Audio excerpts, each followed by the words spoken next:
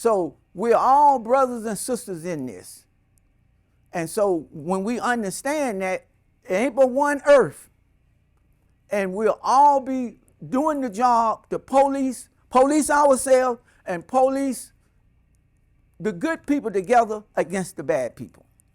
So I'm going to turn it back over to the pastor or to the moderator, my brother Marvin. And we're going to have to pass this around the shed. If you will, brother, if you would do this, if you would introduce everyone in the opening statement, pose a question to the cadets. We will. Thank you. And I'm going to step out your way. It's no problem, Pastor. Well, history has just been made. A pastor stepped out the way. It's the first time in my life I ever seen that. Normally that finger say just one more thing, bro. But all praise is due to Allah, and welcome to everyone, and thank you, Imam Basil, and also thank you to the Masjid Talim community for this opportunity for us to make this presentation to you. What we like to do, because time is short, we like to go ahead and introduce our panelists, and as I call your name, just raise your hand up, and everybody see who you are. The first one is, our first panelist is Imam Basil Abdullah, who is the Imam of this particular Masjid Talim Muhammad. And while I mention that, this particular area of the masjid that you're sitting in is the Qasim Ahmed Multi-Purpose Center. And this was built in honor of one of our imams named Imam Qasim Ahmed. Sergeant Williams probably doesn't know it, but he's supposed to be up here. And y'all know him. Also, we have Ayman Kabire. He's the president of the Islamic Society of Greater Houston.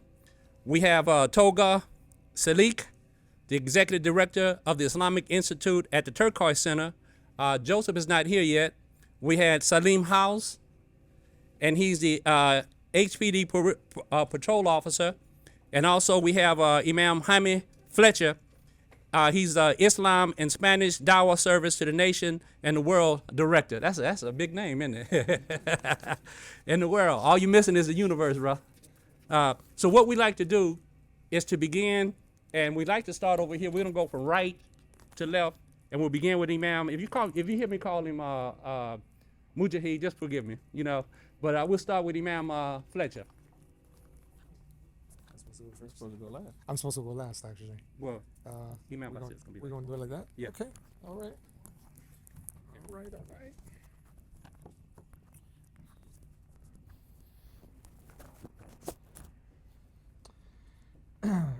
So I was supposed to go last, so I'm just going to improvise a little bit here. We welcome you guys. I wish you could be sitting here seeing what I'm seeing. I grew up in Alief in Southwest Houston. And in the early 90s, it was murder capital of the world. I have friends of mine that lost limbs from drive-by shootings. I have friends of mine nowadays that have a glass eye. The right eye is a glass eye. My best friend at the age of 15 was so overwhelmed with the pressure of growing up in Alief that he shot himself. And the bullet came in with a .38, came in and came out, and they had to cut out part of his brain. He didn't die, but he ended up on a wheelchair. And that happened in the living room of the person who I am now married to. So I know my wife since we were 12 years old growing up in Alief. There was a gang back in the days called La Familia. And I spoke to then Sheriff Adrian Garcia about this because he was in the anti-gang task force appointed by Bob Lanier when he was mayor. And when I told him, what do you know about La Familia? He said, all I know is that they were in Alief and we were looking for the guy who was leading that gang. And I told him, I'm that person. I was a leader of La Familia growing up. I left to Colombia, South America, after an attempt on my life. I grew up in Alief not understanding as a Colombian from South America what it really meant to have community relations with law enforcement.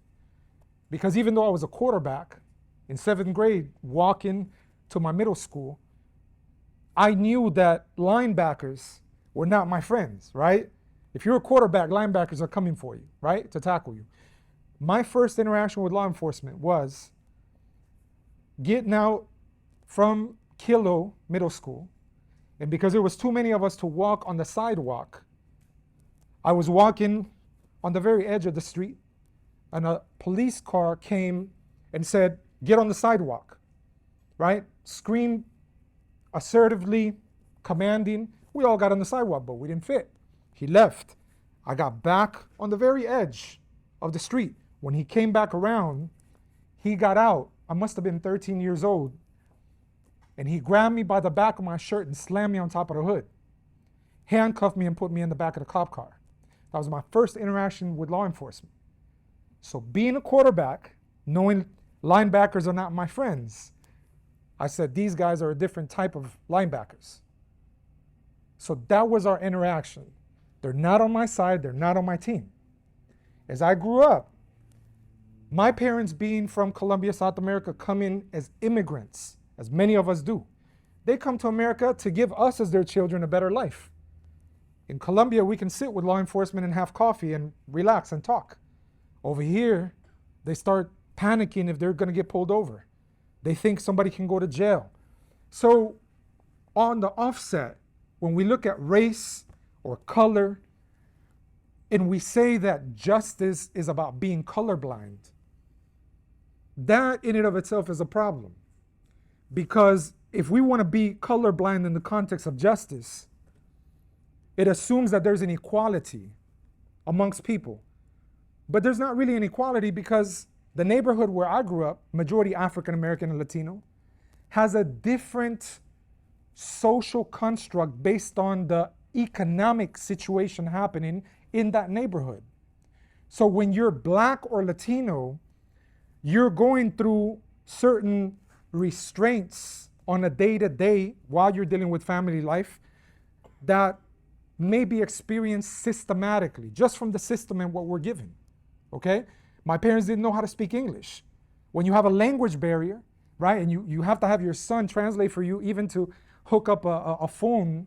Back in the days, you had land phones, right? You become a translator, right, for grown people who are supposed to be giving you guidance. So before we know it, as youth, we're like, man, my parents don't even know where we live. So you can't get advice from parents. So what happens to a youth who doesn't get advice from parents? Looks at law enforcement like they're not on their side. That's where gangs form. And the gangs formed back in those days after school, in a time when there's no adult supervision, from 3 to 6.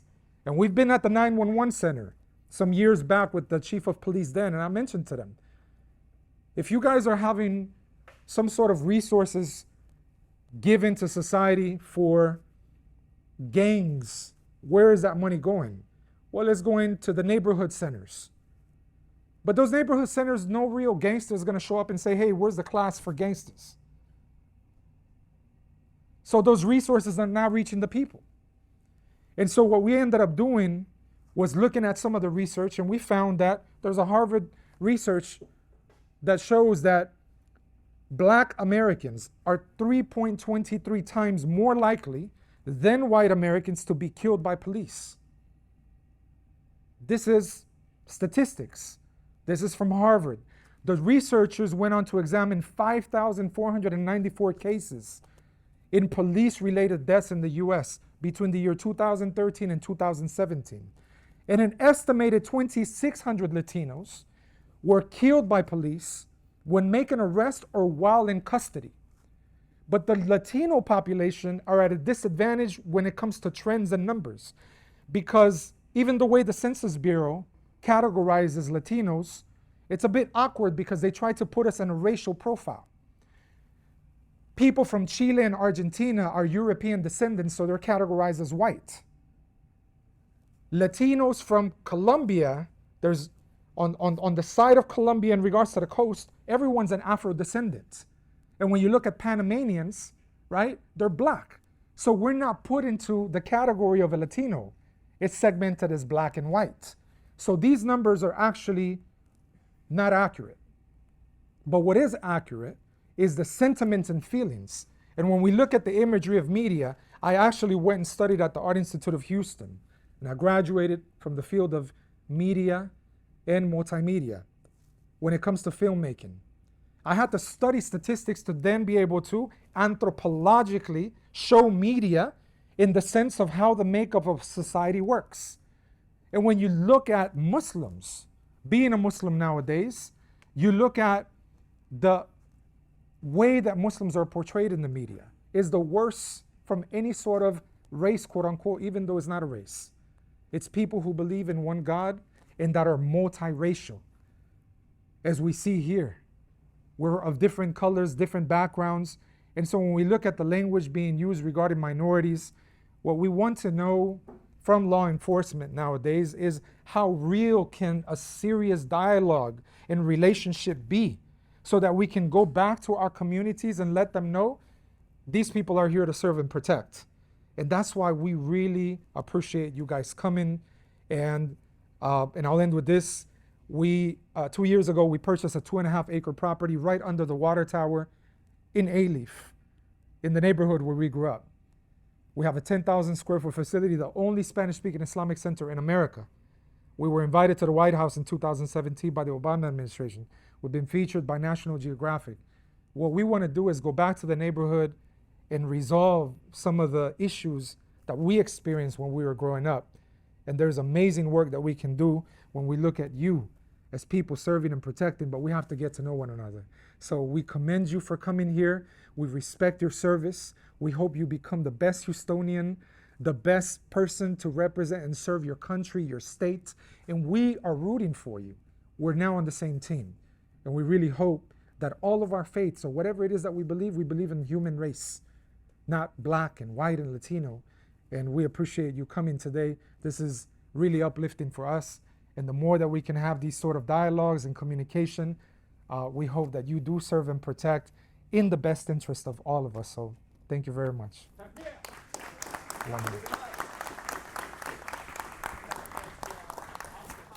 Next, please.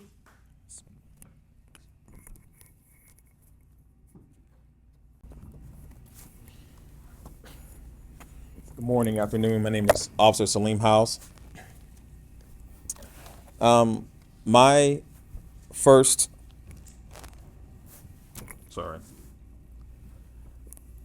interaction with a police officer was officer friendly in kindergarten. Came to kindergarten, handed out football cards of all the most famous football players, and that was the highlight of elementary school and kindergarten, was meeting officer friendly. The second officer that I met thought I was a suspect in a stolen vehicle and pointed a gun in my face, so I'm gonna get face down in a puddle of slush.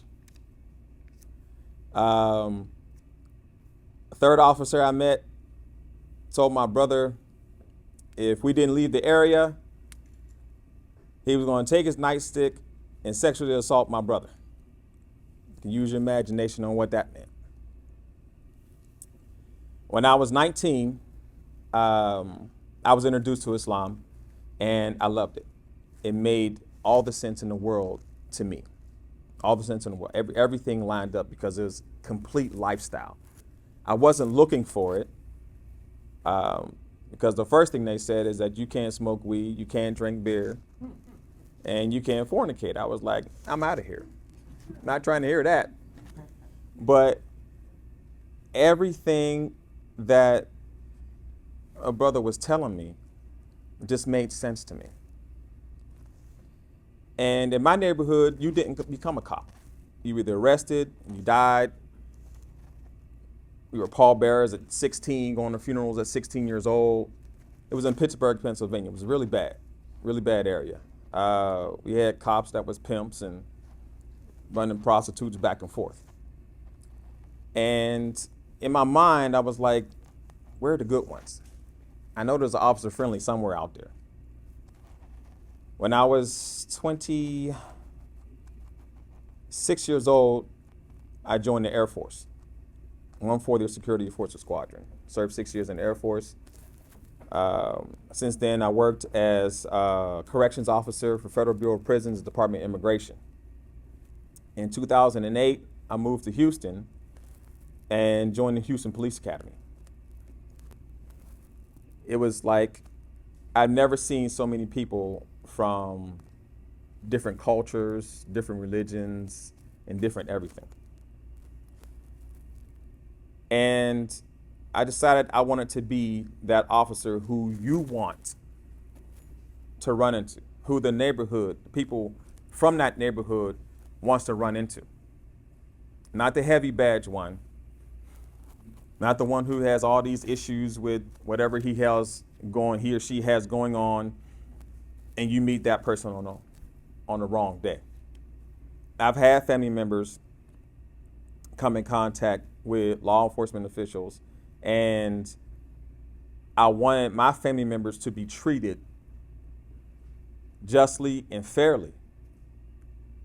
And sometimes that happened and sometimes it didn't. I've met people of all different faiths. I have a good friend who's she's Hindu.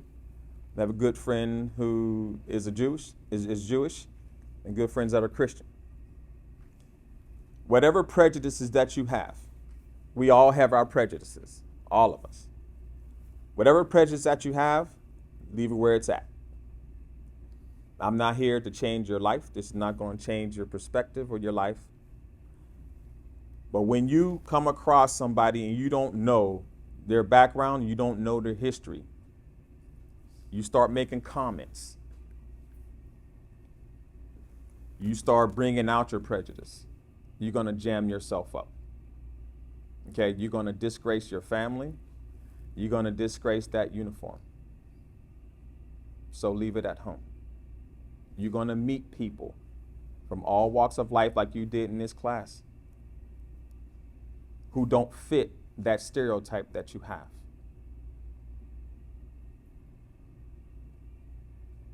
So I invite you to open up your mind a little bit more and to see people for who they are and what they are. You're going to see angels and demons from every walk of life. Every walk of life, every skin color, every religion. Deal with them how they are. Deal with people how you want your family to be dealt with. Because sooner or later, somebody in your family is going to get a traffic stop. Sooner or later. We all have criminals in our family. I lost my baby brother to street violence. The worst thing I had to go through. Treat people how you want your family to be treated, and you'll be all right. Okay? Thank you very much for your time. Next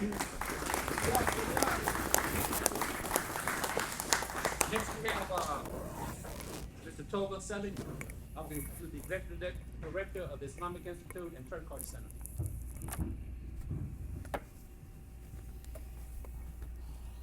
Hello, ladies and gentlemen. Assalamu alaikum.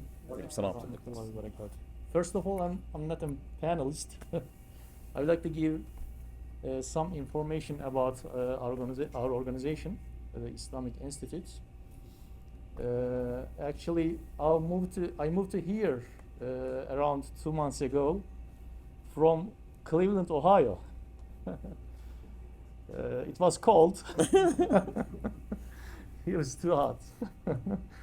It's difficult for me. Okay. I would like to give some information about our organization. The Islamic Institute, which is established by the Turkish community, provides services for around 20 years. Our institution operates out of the Turkish Cultural Center building. I would like to briefly tell you about the activities of the Islamic Institute. One of our activities is to serve the Muslim community in our mosque named Blue Mosque inside the Cultural Center. We conduct various joint programs with other Muslim institutions, organizing the Turkish community who want to go as volunteer chaplains to prisons to meet with the Muslim inmates to meet their religious needs. We bring food to the inmates at different times. We also distribute books. One of our most important activities in this regard is our efforts to help inmates to adapt to social life after they are released. These efforts include finding a job, providing accommodation, helping with money, and more. One of the most important missions of the Islamic Institute is charity activities. For example, food and clothes are distributed to the people in need. Every Friday evening, we organize lectures for those who want to learn about Islam. On Saturdays, a weekend school is held for the religious education of primary school children. Apart from our children, we have lectures and seminars that are held for adults. We also have summer and winter camps we do every year. People from different segments of society come to these camps. This was a quick summary of different activities we do at the Islamic Institute. Thank you for inviting us to this program and giving us to this opportunity. Thank you so much. And Up here, what we're saying is to glorify God, and after that, the response is Allahu Akbar, which is God is great. Just so you know what we're doing. At this time, we'd like to go to Brother Ayman Kabire, the president of the IHDH, the Islamic Society of Greater Houston. I'm sorry.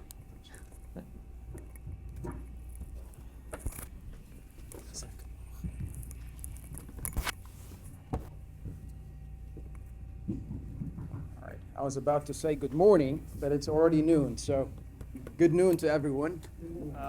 We want to begin by thanking God Almighty for bringing us together here for this momentous occasion. It's an occasion that not only we share with you about the Muslim community, but to celebrate your accomplishments in the academy, in the police academy. Congratulations for joining the force. Congratulations for your hard work. We pray God to give you the wisdom and the resolve to serve the community all the time with honesty and exert your utmost abilities to serve this community. Amen. I would like to share with you a few things today. One is to give you a snippet about the Islamic Society of Greater Houston, but then what I call an action plan for all of us. The first one is the Islamic Society of Greater Houston was established in 1969, celebrating 52 years of service in the Greater Houston area.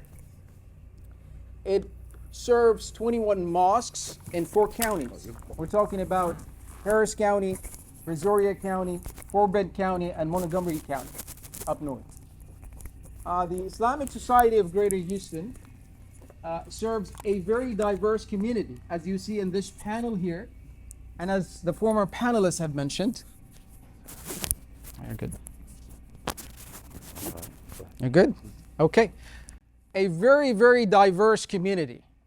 That diversity spans from color, background, where you come from, and what have you.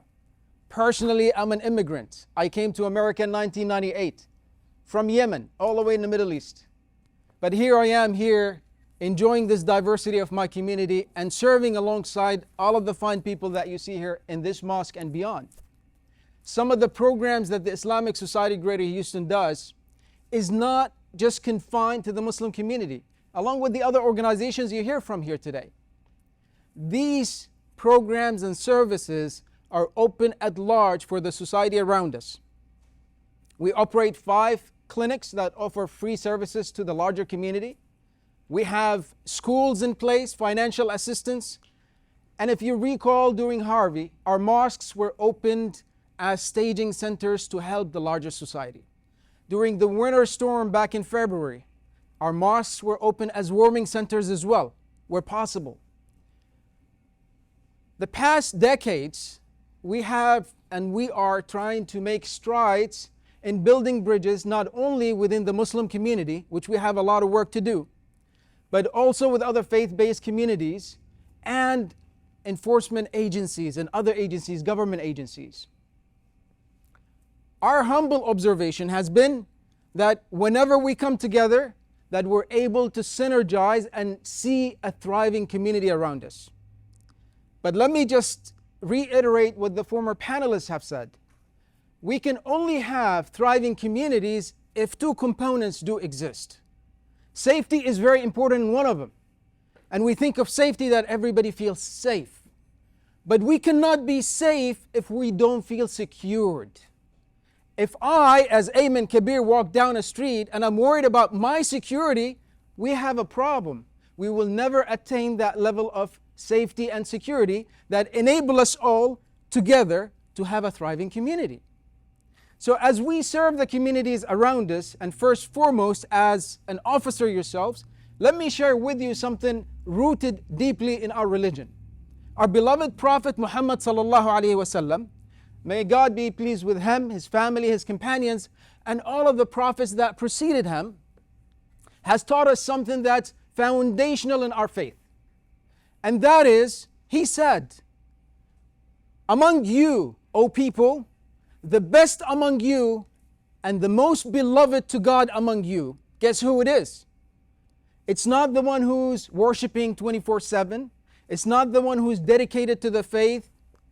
It is those people who are most helpful and beneficial to others. And the way he said it is universal to people, not to Muslims only or Christians only, or to all people. So service is deeply rooted in Islam. That's why we do what we do as a community. That's why we come together the way we do as a community. The second thing I want to share with my respected brothers and sisters here today is, as Brother Fletcher mentioned, and also the other panelists, we have our prejudices, but there is something also called the unconscious bias, that we all have this innate characteristic, if you will, of the unconscious bias. And this unconscious bias is shaped by the localities that we grow up in and the environments we grow up in. So the challenge for all of us here today, especially you as a graduating class, how will you stand out from previous graduating classes? What will you do to be always mindful and clear about the unconscious bias that exists within you? How are we going to address that? I'm sure the Academy puts a lot of efforts to focus on the unconscious bias and identifying those for each and every one of us. But the real challenge is, at the individual level and the collective level, how are we going to address it all together? So before I share with you some parting comments here, I think the last parting comments here is, one, we do have a lot of work ahead of us. As a Muslim community that you see here, we're proud of our diversity. We're strategic partners to law enforcement and government agencies. We are looking for opportunities and avenues for us to come together. But I'll leave you with another challenge today, and that is, if we don't reach out to you, wherever you are deployed, will you reach out to the faith-based community around you? Will you be that example that extend a hand and say, what are the needs of this community? What are the challenges of this community? How can we help? Something, a gesture as simple as that goes a long way. One time, one of our mosques was subjected to certain arson. And believe it or not, officers showed up as they're supposed to, took the reports and everything. But thereafter, we had an overwhelming support by patrol that came very frequently and say, is everything okay? That goes a long, long way. This community here and all of the communities around, Muslims and non-Muslims, need your help and support. We thank God for the opportunity to be here with you. We commend you for your service. We thank you for your service. We look forward for opportunities to partner with you. May God bless your efforts, grant you wisdom and resolve to exert them in a righteous way to your utmost abilities. Ameen. Thank you very much. We look forward to working with you in the future. Presenter is probably somebody y'all don't know anything about, never seen him, never had any contact with him. But Sergeant Williams. First of all, thank y'all. First of all, everybody's my family now. You already know that. And I'm not gonna hold you, but I'm resonating something you said about the linebacker and the quarterback. So, and something you resonated saying, what, are you gonna volunteer? What part is this? This is not just a fluff. This is not a show and tell. First, I want my CPOP team to stand up.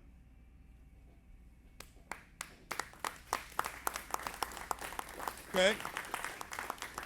That's some of your quarterbacks. You ready?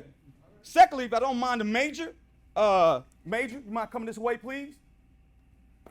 Pastor Stern, you mind coming this way? Pastor Deckard, you mind standing up, please? The second level quarterbacks. Now the rest of the room, Harris County Sheriff Department, stand up. All right. So this is the rest of your quarterbacks, right? So what I'm asking from y'all is to help me to help you. You are my brother now, and this is not no fluff. Like I told you outside, I don't believe in partnerships, I believe in relationships. So we play to plant a seed, and we plant the right kind of seed. You plant seed in the dirt, or you plant seed in the soil. Dirt is nothing gonna grow, but soil has the right nutrients to grow. So I'm asking you to help me grow, to help this grow, because we got the quarterbacks, but we need a coach. Yes, sir. Right. I got my other coaches here. I got my mentors. I have a major from the Harris County Sheriff Department who's over the academy who blessed this with our sheriff to say, hey, yes, go out and do this. First time ever in the history of the Sheriff Department. Excellent. Then I want to guarantee my team over there who's putting up with me the stress we put on each other to make this happen. So again, number one I ask thing for is prayer. Prayer. Because if God in the midst, it's nothing. Nothing. I don't care who you pray to, it's still one God. That's right. It's one. Like you say, one earth, it's one God. Yes, sir. But the second thing I'm asking for is I got the quarterbacks, I got the backup, but I need the coaches. I need the plan. Put the plan down, we can run it. But all I need is practice. Excellent. So thank y'all. You have a seat. Thank you. All right, Bob. All right, Bob. I'm sure this is your first time hearing him speak. Thank you, Sergeant. Appreciate you so much. And we got a plan. What we like to do next is Monday. I told him I was gonna get him back because he did something Monday. And but he's a great guy. He's part of the Islamic Center and Fit Board's team. He's very dedicated and dealing with reentry, and he's a good brother. And this time I'd like to present you Brother Yusuf Clark. Bismillah. I'm still up here shaking because it's an honor to be sitting up here with such so many great people, scholars. I really don't know where to start, but first of all, I seek refuge to God from evil whispers of Satan.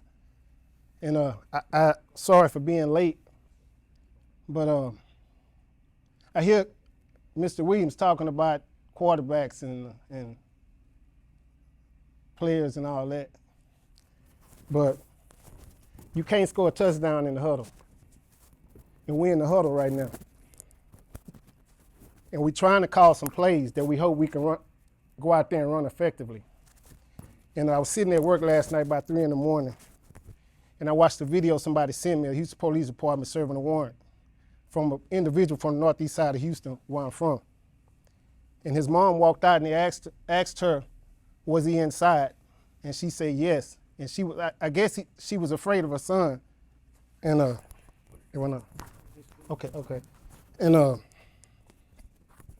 you know, I ain't never really had no feelings for you guys. And God has changed something about me. And it wasn't the fact that I hated you, it's just the fact that I was taught to hate you. And I really didn't hate you. You know, sometimes we have to go within ourselves and find out what the real problem is. You know, I grew up playing characters of being a player, a hustler, a pimp, a gangster. And wherever I go, depending on what type of environment I was in, that's the character I would play. You know, as I had said once before, I was an original member of the Greenspoint Posse. I was really one of the founders of the Greenspoint Posse. And I'm still connected with those guys. They call themselves the Goodson family in Greenspoint now. And a lot of them have jobs today. And there's a saying, you can't think your way into a better way of acting. You have to act your way into a better way of thinking. And I've been to prison 6 times, and I always thought, you know, I would get caught up in riots in prison, and they would tear gas us, and I would be crying and eyes burning, hands burning, sticking my face in the toilet and flushing it so we can relieve the tension of the burning sensation. And I would always call out to God, God, just get me out of there this time. This time I'ma change, you know. And there's also a verse in the Quran that speaks about us being on a ship out in the water, and it's calm and a storm comes. And when the storm comes, everybody's calling out to God to get us back to land safely. And once we make it back to land, we go back to doing what we was doing in the first place. And I would get out of prison. They would give me my $200 checks at the Huntsville. My mom then would pick me up, take me straight to North Line Mall, buy me some tennis shoes. Right at that particular time, everything that I thought I was gonna do disappeared. Because rather than saying, okay, get out here and do something for yourself, it's sort of like they were greeting me and like, yeah, you home from prison and all that. Like, you know, if my mama wouldn't have never bummed me out that first time, I probably would have never went 6 times. You know, and what I'm trying to hit at is this is an individual thing. You know, first of all, I want to commend you guys and on your commencement of being police officers. But I always remember, you have to check into the power before you hit your beat. Because the trials are coming, the tests are coming. People like me that don't understand you are coming. Ain't no way around it. The spiritual life is not a theory. We have to live this thing. So the best thing I can do is tap into the power, which is God. God, please help me be able to respond rather than to react today. This is me. Oh God, I'm a student. The world is my classroom, and y'all are my teachers and professors. I have to learn how to respond to people like you, no matter what I'm going through. This is what my religion teaches me. You know, there's a word that's called qadr, and Allah controls the qadr of everything, whether it's good or bad, or when I'm frustrated or whatever I'm going through. I have to believe that God is in control of that, and the lesson is for me. It don't matter if you're being prejudiced, it doesn't matter if you're being arrogant. The test is for me to develop some sort of compassion and love and tolerance through understanding what I've been through in life. You know, all the kids that I put drugs into their hands and had selling drugs for me, all those guilt and shameful things that I did to people in my past, I was always walking around with that shame and guilt. And you have to get that stuff up out of you. And I said you can't think your way into a better way of acting, you have to act your way into a better way of thinking. So we at the Fifth Ward Islamic Center for Human Development established an environment. And everybody that's involved are people that were just like me, that were struggling from drugs and alcohol addiction, gang activity, drug selling, and things like that. And what we do is we surrender our time to help people that suffer just like we do and help those who are willing to help themselves. And this is the most important thing of our mission. In my religion, it teaches us to come together on common terms, and that's what we're doing right now. It doesn't matter what our belief is, but we're all on the same mission to create a healthy community for everyone. You know, we all want to go to work and go home safe. We all want to go to where we're going to come home safe. But we all have to learn how to work together in spite of what's going on. So if the hostile party is on the opposite side of me, it's up to me to stay calm. You know, they teach you this, but you got to get tested with this. And it doesn't feel good. You know, that's why we always say we seek refuge to Allah from evil whispers of Shaitan, because somebody is whispering something. When I see something, my mindset just changes. But it's coming from a whisper that I'm not in control of. And I can't protect myself unless I call on the power. I have to check into the power before it happens because I have the experience. So when I go back into those areas, because I have to go back in order to recover, and let those who are still struggling to see, hey man, if I can change, you can change. You know, I heard Jaime Fletcher's story a long time ago. And then no matter where we at, where we from, it's the same story. Hurt people hurt people. And to the hurt person that's hurt, understand that he played a part into getting hurt, we're going to keep on hurting each other. You understand? Hurt people hurt people. I'm only hurting you because somebody hurt me. You ain't never did nothing to me, but you always send my brother to prison, and my mama would take me down there to see him, but we would always get praised when we come home from prison, so we walked around with our chest stuck out. But really, I was in prison on the weight pile every day, eating much as I can, trying to look as big as possible because I was afraid. And I didn't want nobody to know what I was really going through in there, so I walked around and showed my pictures of selling drugs and all that, trying to be who I wasn't. I never know who Joseph was. I just found out who Joseph was when I turned 40 years old, when I decided to fully surrender to God, to turn my will and my life over to God and go in and clean all those bad things inside me up and eradicate that stuff and offset it with a new set of conceptions and motives. So I stopped selling drugs. I got me a job. I stopped chasing women. I got married. I quit trying to run con and game on people and start trying to help people. You see, if you don't replace it with something, then nothing is going to change.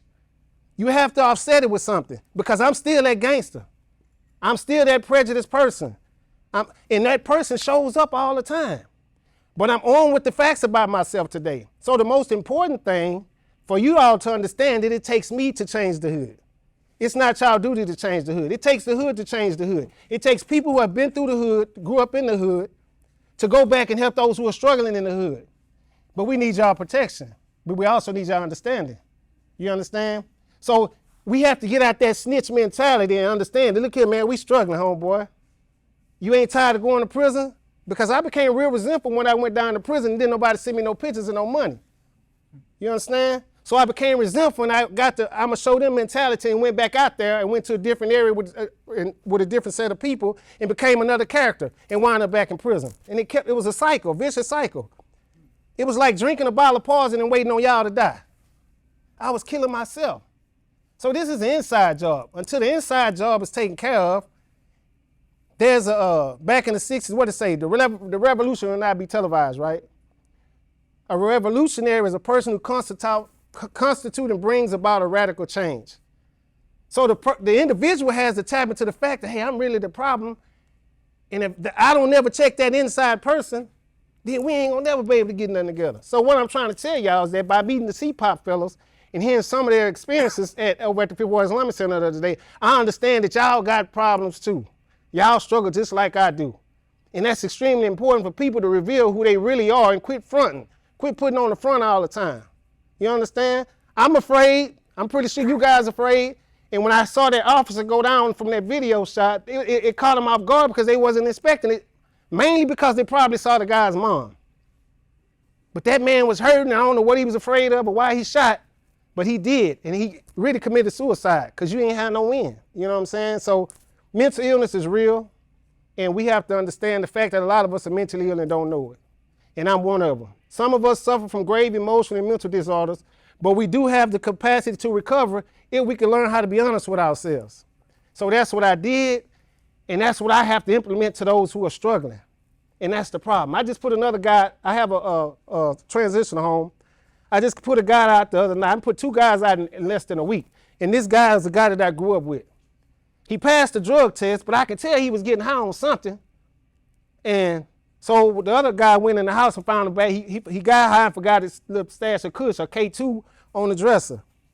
So when he came in, I said, man, you got to go home, boy. You know what I'm saying? Man, what you talking about? I say the Kush. Oh, I had a gal over here. Gals ain't supposed to be up in here. You know what I mean? A homeboy that I really love that I had to kick out. Because that's what it takes. We need to quit this homeboy, homegirl stuff and learn how to check people for their little stuff. You know what I'm saying? So I put him out and I told him, it's bigger than me, homeboy. We got to learn how to respect each other. You know what I mean? So that's the message I have for you guys today. Like I said, once again, congratulations. And always remember, tap into the power. This is called faith in blue. So who do you have faith in? Your captain, your sergeant, or your major, or God? Thank you for letting me share. Thank you. Yeah.